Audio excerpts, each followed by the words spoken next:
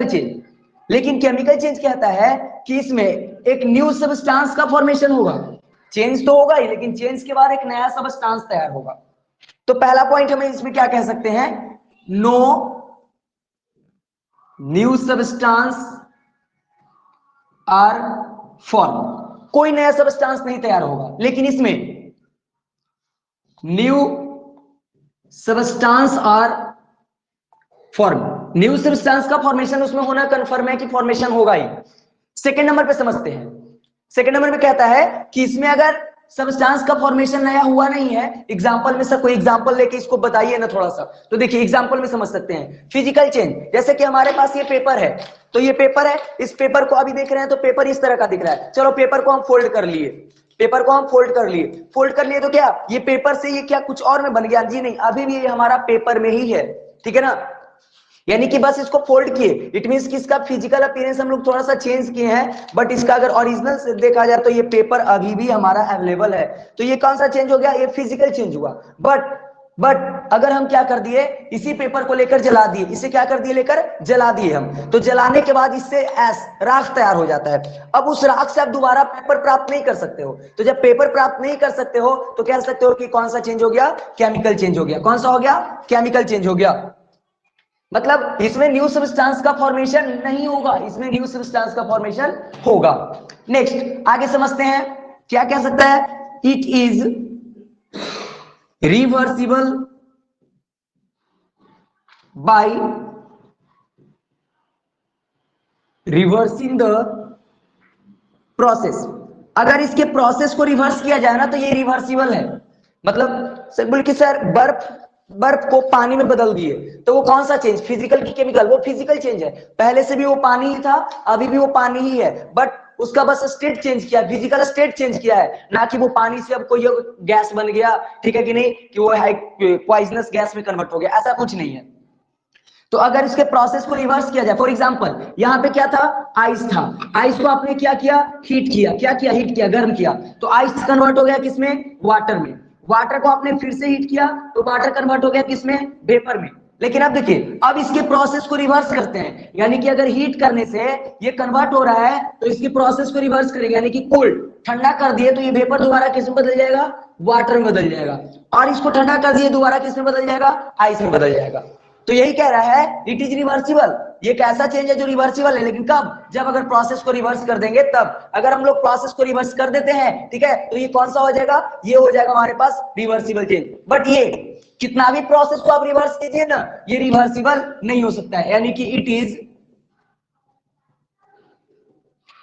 Irreversible. ये एक irreversible है, ठीक है ना, कितना भी प्रोसेस को रिवर्स कर दिया। अब बताइए कि हम इस पेपर को जला ही दिए तो जलाने के बाद क्या उसकी राख से हम दोबारा पेपर तैयार कर सकते हैं? गर्म करके उसे आग लगा के जला दिए तो उसमें पानी डालकर दोबारा पेपर बना सकते हैं? नहीं बना सकते। तो नहीं बना सकते तो तुम इरिवर्सिबल हो, कभी नहीं बदलोगे, ठीक है कि नहीं। नेक्स्ट थर्ड पॉइंट समझते हैं फिजिकल चेंज में। थर्ड पॉइंट कहता है no energy change takes place. मतलब एनर्जी चेंज नहीं होगा, पहले से जो उसका एनर्जी था अभी भी उसका एनर्जी वही है, एनर्जी में चेंजिंग कुछ नहीं आएगा। फिजिकल चेंज में एनर्जी में चेंजिंग नहीं आएगा, लेकिन केमिकल चेंज में एनर्जी में चेंजिंग आएगा, ठीक है ना, यानी कि change in energy takes place. Change in energy इसमें होगा, ठीक है ना, इसमें चेंज इन एनर्जी कंफर्म है कि होगा ही होगा। तो ये फिजिकल हो गया, ये हो गया हमारा केमिकल, फिजिकल और ये हमारा केमिकल। तो फिजिकल और केमिकल में ये तीन डिफरेंस सबको समझ में आया कि न्यू सब्सटेंस का फॉर्मेशन इसमें नहीं होगा, इसमें न्यू सब्सटेंस का फॉर्मेशन होगा। ये रिवर्सिबल है, ये रिवर्सिबल है, बट ये रिवर्सिबल नहीं है, इरिवर्सिबल है।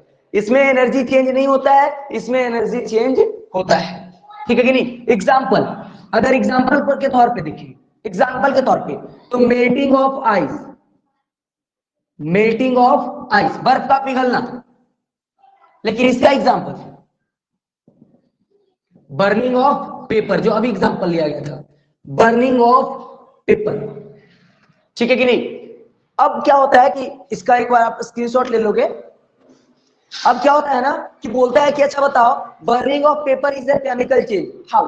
बर्निंग ऑफ पेपर जब एक केमिकल चेंज है, कैसे? तो बर्निंग ऑफ पेपर एक केमिकल चेंज है, क्योंकि जब एक पेपर जल गया एक बार, तो जलने के बाद उसके एश से दोबारा पेपर नहीं प्राप्त किया जा सकता है, पेपर में हम उसे कन्वर्ट नहीं कर सकते हैं। So that we can say that कि burning of paper is a chemical change. अगर बोल कि सर रस्टिंग ऑफ आयरन, लोहे में जंग लग जाना, कौन सा चेंज? वो भी हो गया केमिकल चेंज। क्यों केमिकल चेंज हो गया? क्योंकि उसमें न्यू सब्सटेंस का फॉर्मेशन हुआ। पहले से वो आयरन था, अब वो क्या बन गया है? रस्ट बन गया है। क्या बन गया है? रस्ट बन गया है। अब कहता सर अगर राइपनिंग ऑफ फ्रूट्स, फल अगर पक गया तो क्या होगा? वो भी केमिकल चेंज। सर अगर फल सड़ गया तो क्या होगा? वो भी केमिकल चेंज है कि नहीं? यानी कि लकड़ी को जला दिया, वो कौन सा था? वो भी केमिकल चेंज। एक एग्जांपल इसका ऐसा है जो physical as well as chemical दोनों है, ठीक है ना? वो ध्यान से रखिएगा। इसको आप लोगों ने नोट कर लिया ना? चलिए आगे बढ़ते हैं।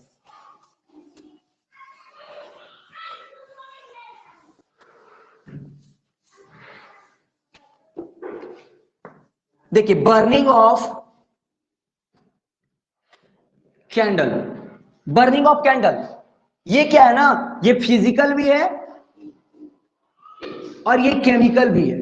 कैसे? Burning of candle is a physical as well as a chemical change. How? तो देखिए अगर मान के चलिए कि एक कैंडल यहां पर बनाया जाए, तो ये क्या होता है? ऊपर में अगर इसका फ्लेम है, जल रहा है, तो जो पार्ट कैंडल का वैक्स का यानी कि इसके मोम का जो पार्ट जल गया, वो हो गया कौन सा? Chemical change. जो जल के बाहर निकल गया एनर्जी के रूप में, उससे दोबारा थोड़ी ना वैक्स कैंडल हम तैयार कर सकते? नहीं कर सकते। लेकिन इसका मोम जो पिघल के ऐसे ऐसे नीचे आके गिरा हुआ है, ये कौन सा है? ये तो मेल्ट हुआ ना बस। तो यहां पर कौन सा चेंज हो गया? यहां पर हो गया फिजिकल चेंज। इट मीन्स कि यहां पर भी पहले से वैक्स था, यहां पर भी वैक्स ही रह गया। यहां पर भी क्या रह गया? वैक्स ही रह गया। यानी कि कह सकते हैं कि बर्निंग ऑफ कैंडल एक फिजिकल चेंज भी है और वो एक केमिकल चेंज भी है। क्यों है? क्योंकि इसमें कहीं ना कहीं केमिकली भी चेंजिंग आ रहा है, इसमें कहीं ना कहीं फिजिकली भी चेंजिंग आ रहा है, ठीक है ना? Burning of leaf, burning of leaf, leaf को जला देंगे, वो कौन सा चेंज? वो हो जाएगा केमिकल चेंज। कौन सा चेंज? Chemical change. आज ग्रुप में आप लोगों को भेजा जाएगा, ठीक है कि नहीं? कुछ एग्जांपल्स आपको उसमें से सेलेक्ट करना है कि कौन फिजिकल है और कौन कौन सा केमिकल है, ठीक है कि नहीं? और बहुत सारा क्वेश्चन आपको शेयर किया जाएगा ग्रुप में, ठीक है, जिसको आपको घर बैठे बैठे सॉल्व कर लेना है। आगे बढ़ते हैं इसमें। फिजिकल केमिकल चेंज हम लोग पढ़ लिए। फिजिकल केमिकल चेंज के बाद कहता है कि अच्छा बताओ केमिकल रिएक्शन क्या होगा? केमिकल रिएक्शन क्या होगा उसके बारे में समझते हैं थोड़ा सा। क्लियर जा रहा है साहिल? क्लियर जा रहा है ना? बहुत से बदमाशी कर रहे थे, माइक ऑफ करना पड़ा हमें मजबूरी में।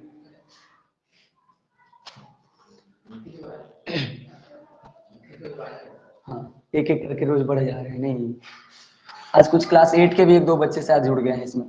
आइए समझिएगा केमिकल रिएक्शन। यहां से एकदम ना पूरा कमांड कीजिएगा इस टॉपिक से। बहुत ही इंपॉर्टेंट टॉपिक स्टार्ट होने जा रहा है। यहां से आपका इतना बेसिक चीज है ये आपको ये क्लास 10th तक काम देगा। याद रखिए क्लास 10th तक अगर ये क्लास आप कर लिए ना, तो क्लास 10th तक का केमिस्ट्री आपके हाथों में, आपके मुट्ठी में आ जाएगा, ठीक है? इसलिए ध्यान दीजिएगा। केमिकल रिएक्शन, केमिकल रिएक्शन क्या कहता है? किसे? इसके डिफिनेशन से निकालते हैं इसका मतलब, ठीक है ना? Rearrangement, rearrangement of atoms, rearrangement of atoms, atoms का रीअरेंजमेंट होना, दोबारा से रीअरेंज हुआ एटम। बोले कि सर ये एटम, एटम कुछ समझ में नहीं आया, तो आइए एटम के बारे में समझते हैं। एटम क्या होता है? अगर मैटर तो सबको पता है, मैटर क्या होता है? Anything which occupy a space and having some mass. वैसा कुछ भी जिसके पास कुछ स्पेस को ऑक्यूपाई करता हो और उसके पास कुछ मास हो, तो वो कहलाता है मैटर। अब क्या था? जितना भी मैटर है ना, वो सब एक इनविजिबल यानी कि सबसे छोटे पार्टिकल से मिलकर बना हुआ है। सबसे छोटे छोटे पार्टिकल, तो स्मॉलेस्ट पार्टिकल। बोले कि सर मतलब ये मार्कर जो आप यूज कर रहे हो ये भी छोटे छोटे पार्टिकल्स का मिलकर बना हुआ है? जी हाँ, ये मार्कर भी छोटे छोटे पार्टिकल्स का मिलकर बना हुआ है। यहां तक यहाँ पर जो इंक को ऐसे किए ना, ये इंक भी कहीं ना कहीं पार्टिकल्स का मिलकर बना हुआ है। यानी कि everything in the universe made up of small particles, ठीक है ना? और वो छोटे छोटे पार्टिकल्स जुड़ के क्या बन जाते हैं? मैटर बन जाते हैं। तो किसी भी मैटर का जो सबसे छोटा पार्टिकल रहता है वो कहलाता है एटम। क्या कहलाता है? एटम। इसमें हम लोग स्टडी करेंगे एलिमेंट से रिलेटेड टर्म। किससे रिलेटेड टर्म्स? एलिमेंट से रिलेटेड टर्म। समझिएगा rearrangement of atoms, atoms rearrange हुआ, ठीक है। तो एक बात बताइए कि पहले से आप क्या कर रहे हो, एक क्यूब बनाते हो, क्यूब, तो क्यूब में पैटर्न बनाते हो ना, जैसे कि ये क्यूब है तो आप ऐसे अरेंज किए, तो उसमें प्लस आपने साइन बना लिया, लेकिन अगर आप उसको दोबारा से अरेंज कर लिए उसके स्क्वायर को, तो हो सकता है कि आप उसमें टी बना लिए, क्या बना लिया, टी। तो जब एटम उसमें आपने स्क्वायर को रीअरेंज किया तो एक नया पैटर्न दिखाया ना, उसी तरह से कहता है कि अगर कहीं पे एटम्स को आप रीअरेंज कर दिए, किसे रीअरेंज कर दिए, एटम्स को आपने रीअरेंज कर दिया, ठीक है, तो वो क्या ला जाएगा, केमिकल रिएक्शन। क्या कहला जाएगा, केमिकल रिएक्शन, यानी कि rearrangement of atoms to form new substance, rearrangement of atoms to form new substance. Items का रीअरेंजमेंट करना नया सब्सटेंस को बनाने के लिए क्या कहलाता है, केमिकल रिएक्शन कहलाता है। क्या कहलाता है, केमिकल रिएक्शन। अब आगे समझिएगा, अब बोलता है कि सर इसका एग्जांपल दो आप, ठीक है, एग्जांपल दो। अब देखिए एग्जांपल हम लोग देते हैं, व्हेन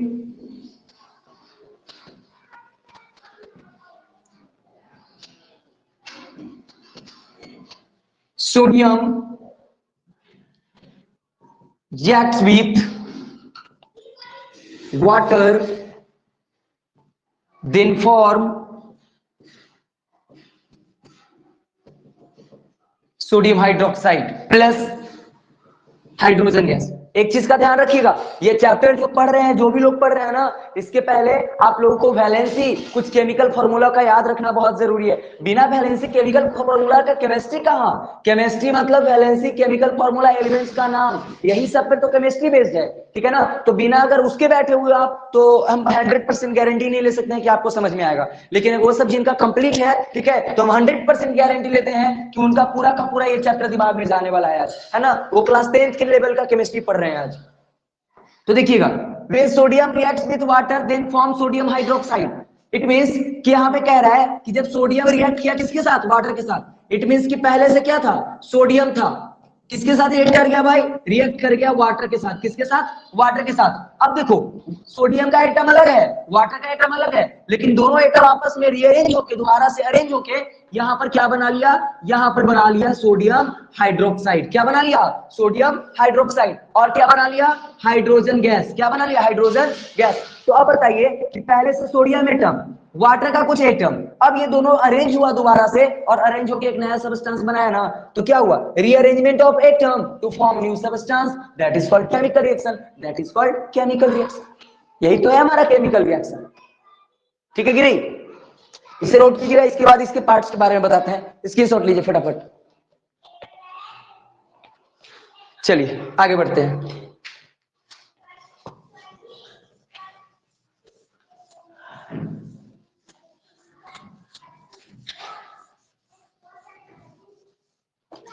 केमिकल रिएक्शन किसे बोले हैं, रीअरेंजमेंट ऑफ एटम्स, एटम्स के रीअरेंजमेंट को ना बोला है हमने केमिकल रिएक्शन। अब यहां पर ध्यान दीजिए, बोलता है कि there are two parts, there are two parts of the chemical reaction. Chemical reaction का दो पार्ट, लो दो पार्ट कौन कौन सा है।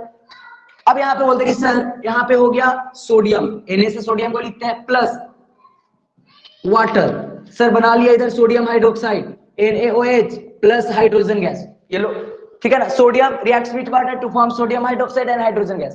बोलो कि सर तो इसमें केमिकल रिएक्शन तो हुआ, तो ये पार्ट क्या हुआ, तो देखिए केमिकल रिएक्शन का दो पार्ट, एक तो हो गया ये पार्ट एरो के इस साइड, बीच में एरो है ना, एक एरो के इस साइड और एक एरो के इस साइड।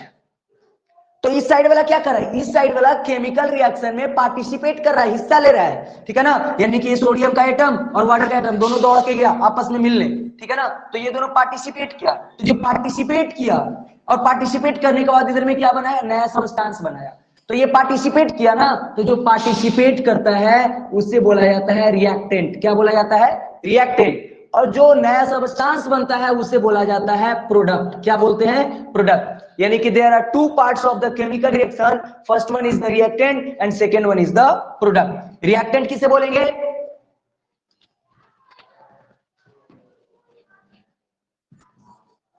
that substance या that atom which participate in chemical reaction, वो एटम या वो सब्सटेंस जो केमिकल रिएक्शन में पार्टिसिपेट किया हो, ठीक है ना। New substance are formed after reaction, reaction के बाद जो नया सब्सटेंस बनता है उसे क्या बोला जाता है, प्रोडक्ट, ठीक है ना। और जो पार्टिसिपेट करता है केमिकल रिएक्शन में, ठीक है, reactant is that substance which participate in chemical reaction but product is that substance which are formed after chemical reaction, जो फॉर्म होता है केमिकल रिएक्शन के बाद। अब कहता है रिएक्टेंट को जब भी लिखो आप एरो के लेफ्ट साइड में लिखो, एरो के लेफ्ट साइड में लिखो, और प्रोडक्ट को जब भी लिखो किधर लिखो, राइट साइड में। यानी कि रिएक्टेंट और प्रोडक्ट इन दोनों को सेपरेट किया जाता है, क्या किया जाता है, अलग किया जाता है दूसरे से, वो किस साइन से, एरो साइन से, किससे, एरो से। तो ये हो गया केमिकल रिएक्शन का दो पार्ट, रिएक्टेंट और प्रोडक्ट, ठीक है। समझ में आ गया होगा तो स्क्रीनशॉट मारिए, आगे बढ़ते हैं।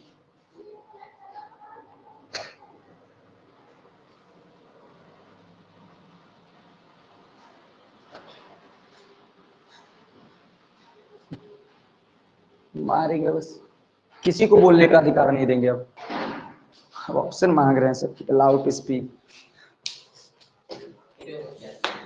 करने दीजिए, ज्यादा करेंगे तो बंद भी कर देंगे क्लास पे।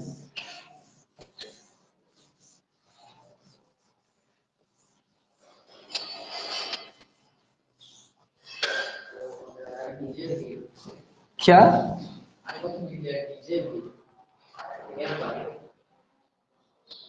नालायक सबका आईडी है। देखिए आगे केमिकल रिएक्शन के बाद अब हम लोग समझने वाले हैं केमिकल इक्वेशन।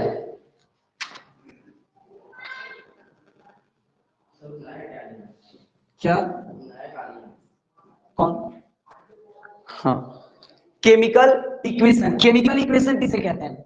अभी जो केमिकल रिएक्शन हम लोग पढ़े थे ना, जो लिख रहे थे when sodium reacts with water then form sodium hydroxide blah blah, उतना चीज लिखे ना, उतना चीज लिखने से बचने के लिए केमिकल इक्वेशन बनाया गया।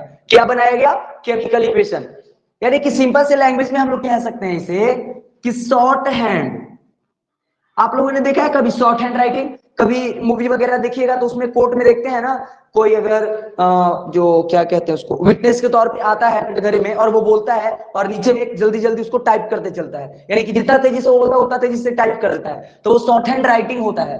तो यहाँ पर भी शॉर्ट हैंड राइटिंग ही है, लेकिन किसका, केमिकल रिएक्शन का, किसका, केमिकल रिएक्शन का। तो the short hand representation, short hand representation of chemical, short hand representation of chemical reaction, chemical reaction का शॉर्ट हैंड रिप्रेजेंटेशन, उसी को बोलते हैं क्या, केमिकल इक्वेशन। बट सर कैसे रिप्रेजेंट करेंगे, ये तो हो गया डिफिनेशन है। तो short hand representation of chemical reaction by using, किसका यूज करके, by using symbol and formula of elements and compounds, elements and compounds. तो एलिमेंट का सिंबल यूज करेंगे, जैसे कि लिखते हैं ना ऐसे सोडियम, सोडियम, तो सोडियम लिखने का जरूरत नहीं है, डायरेक्ट आप लिख दो Na, सिंबल है इसका। अब लिखते हो आप क्या, कैल्शियम कार्बोनेट, कैल्शियम कार्बोनेट, तो लिख दो इसे CaCO3, हो गया डायरेक्ट, लो कहानी खत्म हुआ ऐसे। तो यही कहता है short hand representation of chemical reaction by using symbol and formula of elements and compounds, ठीक है ना। अब इसका एक देख लेते हैं हम लोग एग्जांपल, जैसे कि अगर आप लिखते हो ना CaCO3 is equal to CaO plus CO2, इसको क्या किया है, हीट किया है, कैसे हुआ है वो बताएंगे हम लोग, ठीक है ना। अभी बस हम देख रहे हैं।